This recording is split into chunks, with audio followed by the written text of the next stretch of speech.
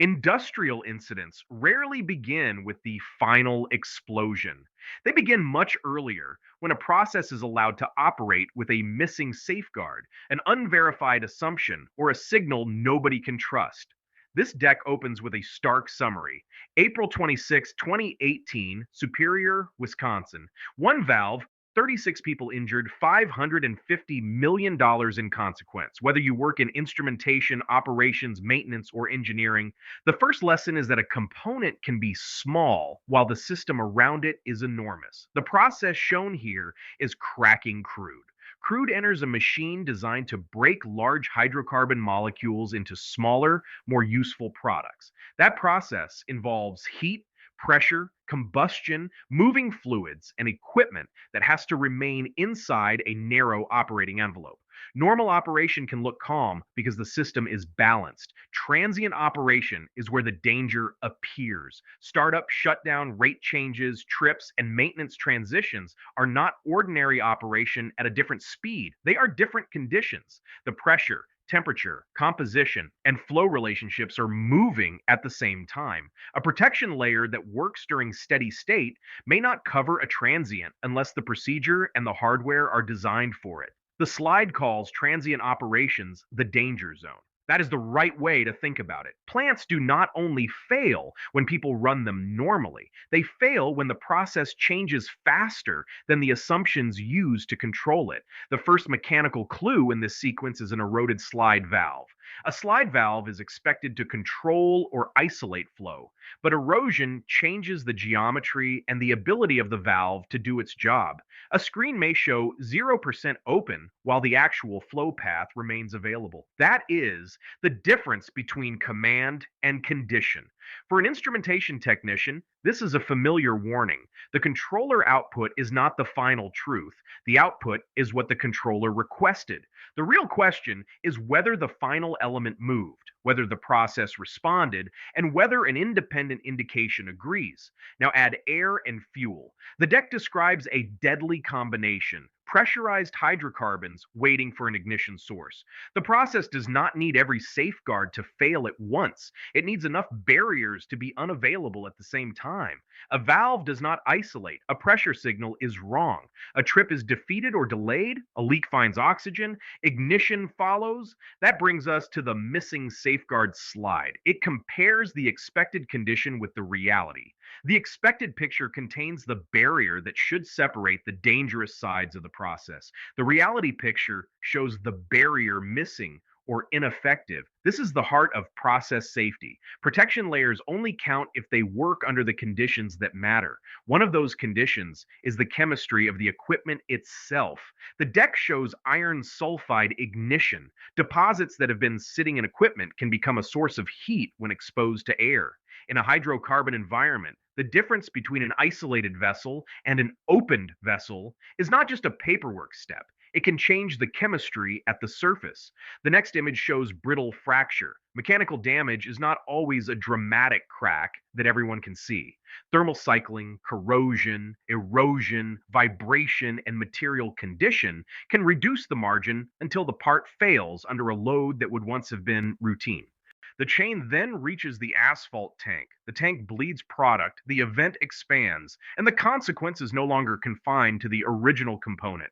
This is how a local failure becomes a site-wide emergency. Stored energy, process inventory, and neighboring equipment give the event more places to go. The near miss slide shows hydrofluoric acid.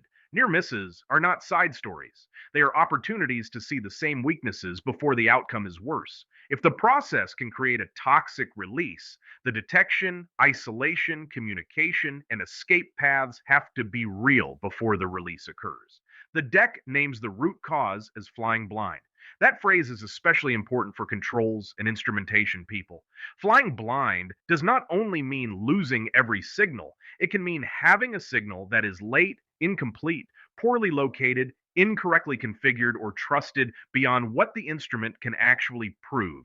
A healthy control system gives people useful information about the process. A bad one can create confidence without visibility. A screen can say the valve is closed while the valve is eroded. A transmitter can show a normal number while the impulse path is blocked.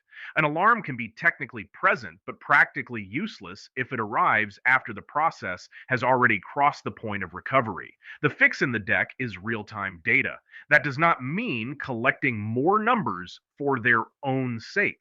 It means measuring the conditions that matter, presenting them in a way the operator can interpret, and tying them to actions that happen before the hazard becomes the incident. For an I&E technician, real-time data begins in the field. Is the sensor installed where it can see the condition? Is the range appropriate? Is the signal healthy? Is the instrument calibrated? Does the controller action match the process response? Is there a second indication for a condition that can injure people if it is wrong? The technician is also part of the feedback loop between the drawing and reality.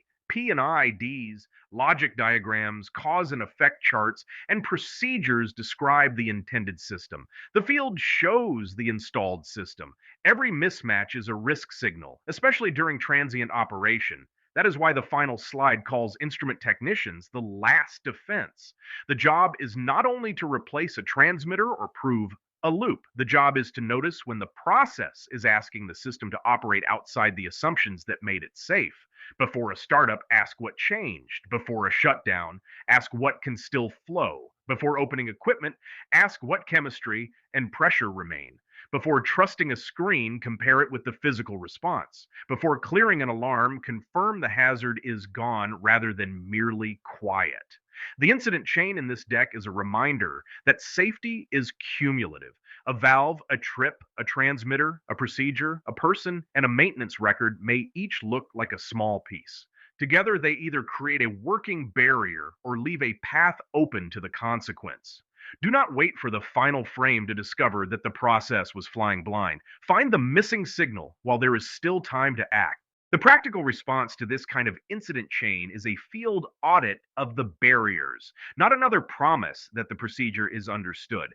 Begin with the final elements. Select the valves that isolate fuel, air, steam, or hazardous inventory. Prove their actual position with feedback and with a process response when it is safe to do so. Check for erosion, bypasses, leaking seats, and failure modes that leave the process connected even when the command says closed. Then audit the measurements. A transmitter range can be wrong. A calibration can be out of date. An impulse line can be plugged. A sensor can be installed where it sees a convenient value instead of the value that matters. Ask what the instrument can prove, what it cannot prove, and what independent evidence covers the gap. Review the trip and alarm logic with the transient in mind. What happens on startup? What happens when a valve is slow? What happens when a signal is bad? Does the system fail in the intended direction? Can an operator understand the alarm early enough to act? Does maintenance have a way to test the protection layer without creating a new hazard? Treat permits and isolation plans as technical controls. A permit is not a decorative approval. It defines the energy, the tools, the conditions, and the limits of the job. When a permit says hand tools only, that is a process safety decision. When a procedure identifies a purge source, that source has to be verified in the field. When the drawing and the equipment disagree, the job pauses until the disagreement is resolved. Near misses deserve the same engineering attention as major events. A toxic release that did not injure anyone still tells you that the detection, isolation, respiratory protection, or communication barrier was weak. Capture the signal while the memory is fresh. Fix the system, not just the sentence in the lesson learned. Real time data is useful when it changes a decision. Give the operator the signal, the expected range, the valve status, the alarm priority, and the action that belongs to the condition. Give the technician access to diagnostics and the ability to compare the loop with the physical process. The final takeaway is simple. Industrial safety is not achieved by trusting the most polished screen. It is achieved by making the important conditions observable, making the barriers testable, and giving people permission to stop when the evidence conflicts. The last defense is not heroics. It is disciplined verification before the energy, chemistry, and equipment align into an incident.